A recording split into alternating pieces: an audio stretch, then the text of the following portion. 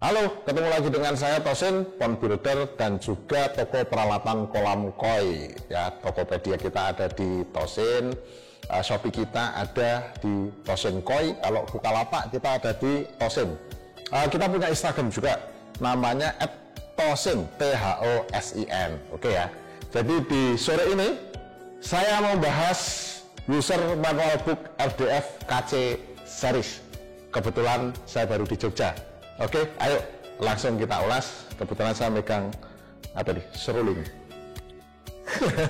Apa sih ini, nanti kita bahas ya. Oke ya.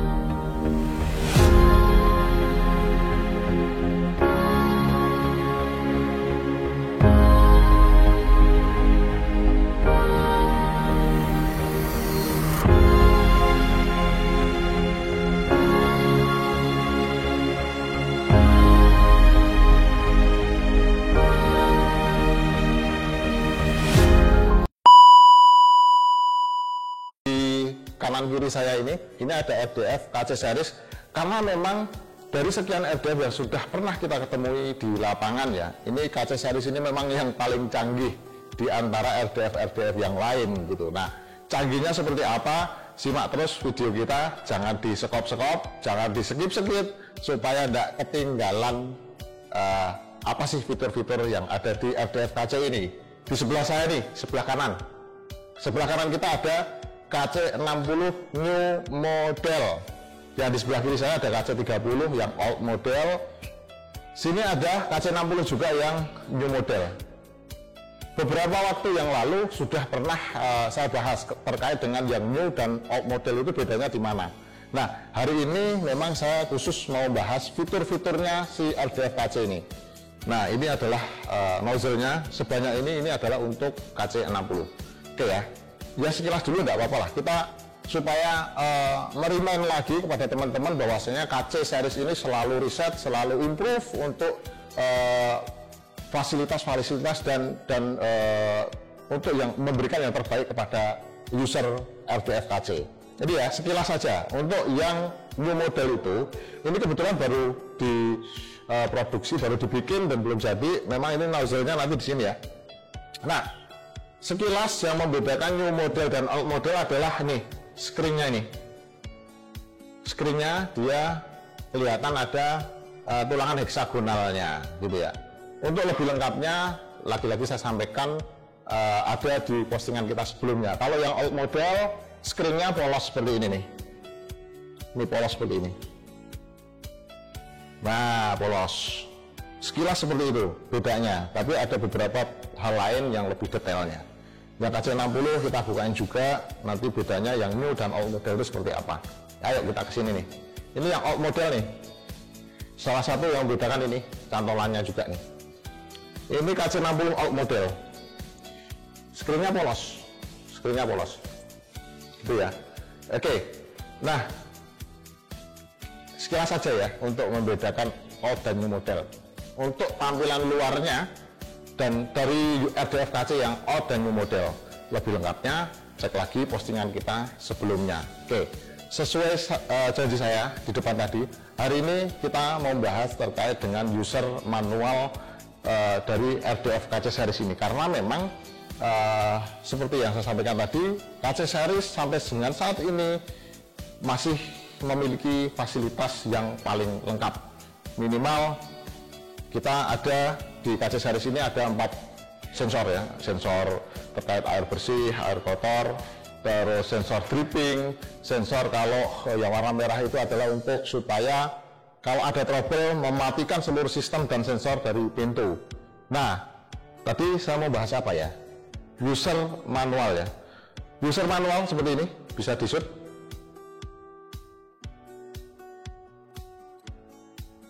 Ini ya, ini buku saku, buku yang bisa saya sakuin waktu saya kemana-mana gitu. Nanti teman-teman bisa dapatkan user manual ini di link yang kita cantumkan di deskripsi ya. Jadi jadi sesuai yang saya janjikan di depan tadi, hari ini saya khusus mau bahas terkait dengan user manual book ini. User manual book ini adalah buku saku yang bisa dipakai oleh user RDF KC khususnya. Yang belum punya RDF juga boleh download, nanti linknya kita kasih di deskripsi video ini. Jadi yang belum punya RDF mau afirmasi supaya kolamnya pakai RDF, atau yang belum punya kolam supaya bisa mengafirmasi ke depan kalau bikin kolam pakai RDF, bisa baca ini dulu supaya tahu cara kerjanya, supaya tahu detailnya RDF KC itu seperti apa gitu ya. Jadi user manual ini memang kita buat free untuk siapapun user RDF, mau beli dimanapun bisa menggunakan ini. Ada sedikit juga ngulas terkait dengan troubleshoot, terkait dengan sensor-sensor kerjanya seperti apa, semualah lengkap kita ulas di sini. Jadi teman-teman bisa download, feel free saja, bisa dicetak dimanapun. Misalnya kalau mau di rumah juga bisa pakai printer ya, dicetak supaya untuk pegangan, karena memang kadang-kadang nggak semua user kolam itu atau pemilik kolam koi itu ada waktu untuk ini ya, apa namanya, ngulik sistem kolamnya. Bisa ini dicetak dan dikasihkan ke pondboy atau yang bantu-bantu di rumah lah ya. Ini untuk pegangan user manual ini. Bebas mau di-download sekali, 2 kali, 3 kali, 4 kali dan seterusnya. Di sini cukup lengkap kita sudah ulas. Kalau ada yang belum ditanyakan, silahkan nanti bisa kontak ke kami gitu. Nah, oke ya, sesuai dengan janji awal saya tadi saat opening. Jadi hari ini kan kita mau bahas terkait dengan user manual RDF KC ini ya. Nanti teman-teman semua bisa download user manual ini. Kalau saya sih ngasih namanya ini buku saku, karena bisa saya sakuin kemana aja nih. Di software, kalau di handphone bisa disakuin kemana aja. Kalau teman-teman semua mau download, mau dicetak, bisa di printer atau mungkin di Snappy juga bisa ya. Memang ada, kita bikin 2 versi, yang bentuknya buku atau yang memang dicetak di printer biasa. Silahkan, nanti kita kasih linknya di bawah. Jadi teman-teman bisa download semua, termasuk bisa juga dikasihkan ke pondboynya yang ngurusin kolamnya di rumah gitu ya. Ya, kayaknya kalau bahas ini agak panjang, jadi saya sambil duduk. Ini saya dari tadi bawa terus, tapi enggak apa-apa lah, biar enggak nganggur tangannya. Oke ya, nanti sambil disimak teman-teman. Jadi di layar kita nanti juga kita tampilkan apa aja sih isinya gitu ya. Dari user manual ini, user manual RDF KC ini memang cukup lengkap ya. Kalau dari halaman pertama memang tampilannya gambar RDF ya, gambar RDF, terus ada opening dari kita.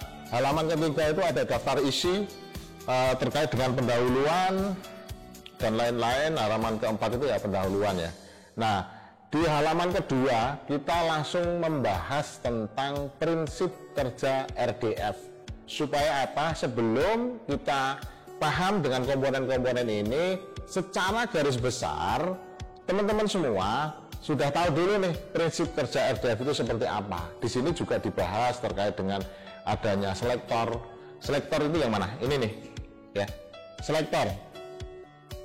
Selektor adalah yang untuk, jadi RDF ini kan bisa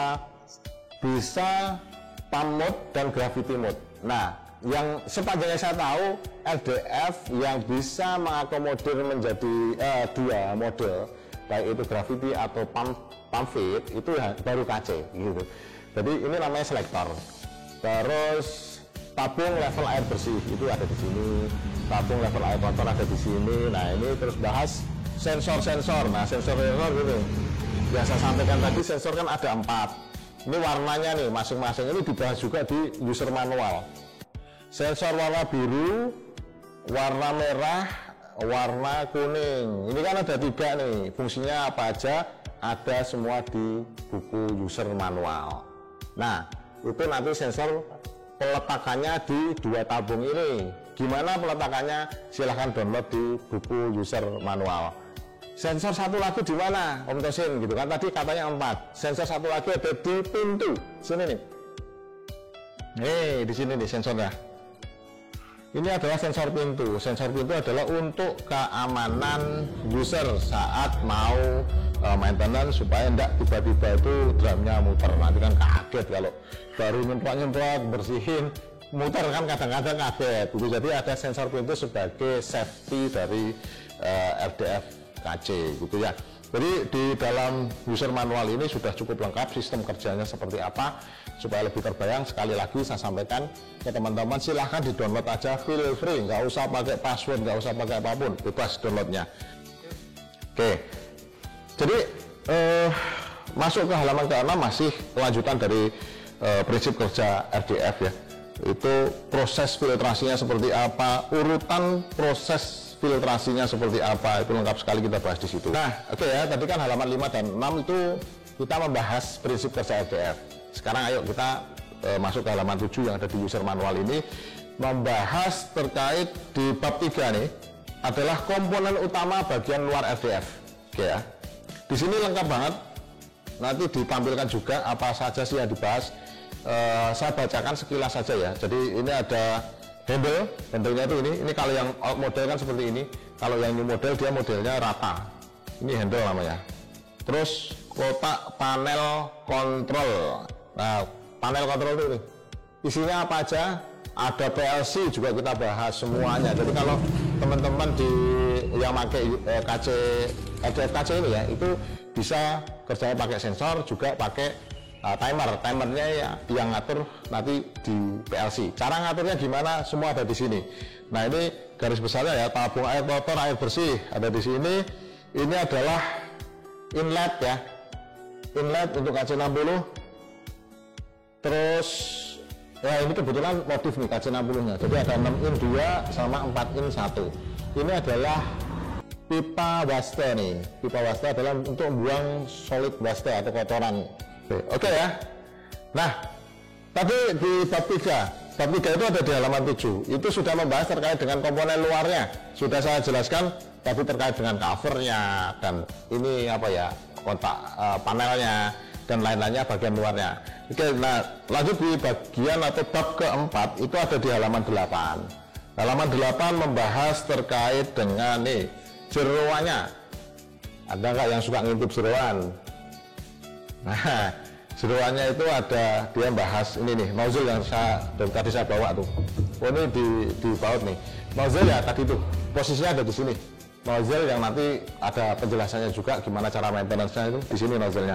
Terus ini adalah screen, ini kunciannya, cara kuncinya gimana, ini tinggal di nah gini aja kan, ini memang sudah ada pengaman kuncian dan lain-lain ya.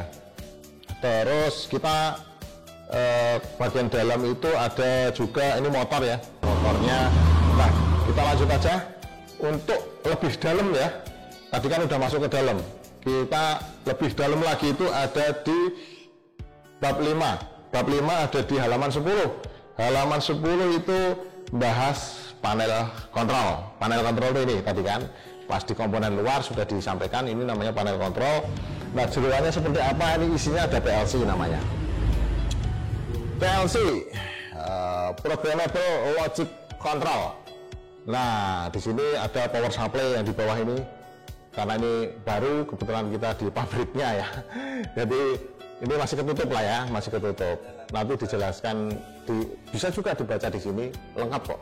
Terus ada relaynya itu ada di dalam sini, gitu ya. Terus di dalam panel kontrol juga ada tombol start atau on off, itu dibahas juga, cara hidupnya, cara ininya apa segala macam, matinya ya. Terus selektor tadi sudah saya sampaikan. Nah, ini tombol untuk flash manual. Terus ngebahas juga lampu indikator nih, kalau ini berwarna merah berarti ada sesuatu yang salah gitu, trouble misalnya.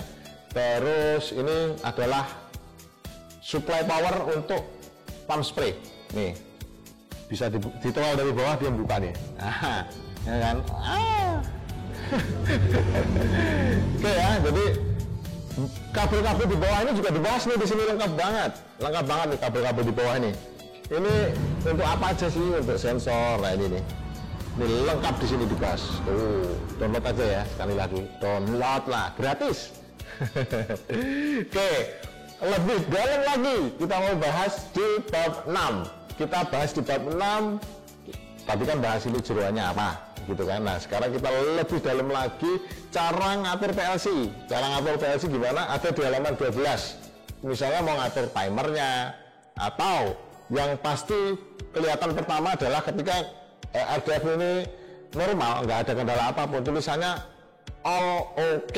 Itu yang selalu saya sampaikan menjadi catatan awal.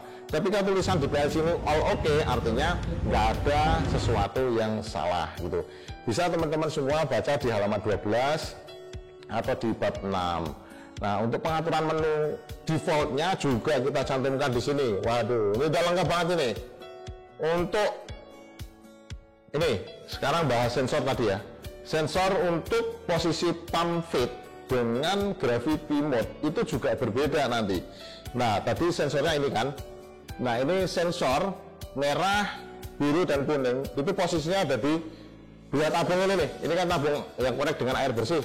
Ini yang connect air bersih itu artinya sudah tersaring oleh screen ya. Ini air kotor, yang air dari kolam gitu. Nah detailnya seperti apa? Karena peletakan sensor untuk pump feed dan gravity mode itu berbeda. Teman-teman sekali lagi saya sampaikan, silahkan download aja, ikutin yang ada di user manual ini, gitu ya.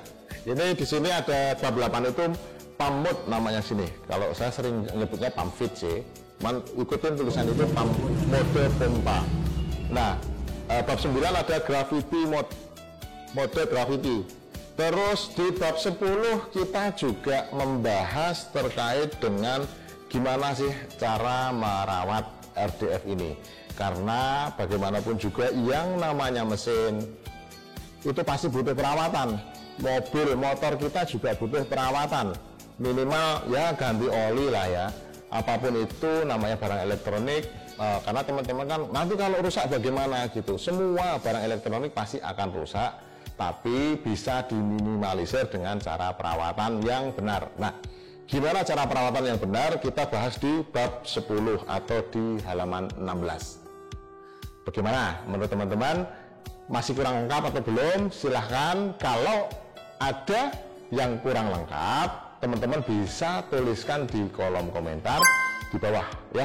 Jadi kalau ada, oh om harus dibahas ini om, kalau misalnya kolamnya seperti ini harus seperti apa, saya butuh masukan dari teman-teman semua, karena memang kita juga terus ingin belajar dari teman-teman semua, user pengguna RDF, baik RDF bukan yang KC, bebas lah, boleh juga semua download di sini, boleh juga sama-sama belajar. Kita feel free saja, karena memang channel ini juga kita bangun adalah channel untuk edukasi. Kebetulan saja saya sebagai pond builder juga sebagai toko peralatan kolam koi, gitu ya. Saya rasa cukup dari saya. Terima kasih sudah meluangkan waktu dan kuotanya.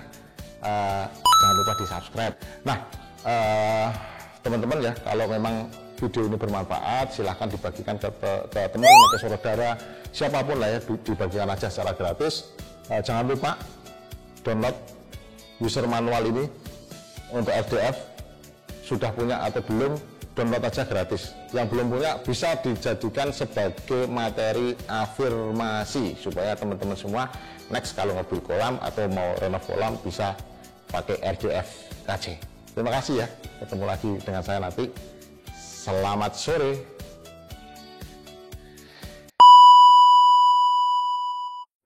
Oke, ini sebelum dibersihkan, yuk gaskan. Nggak usah digosok pakai ikat atau apapun, pakai cairan khusus. Langsung putih glowing. Ini 60 mikron ya, serapat itu. Oke, diangkat sejenak. Udah rata belum? Pojok tuh.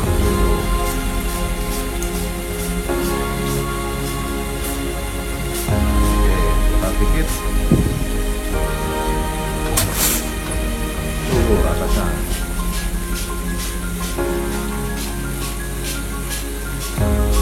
bedanya nih yang belum ini sudah kena cairan.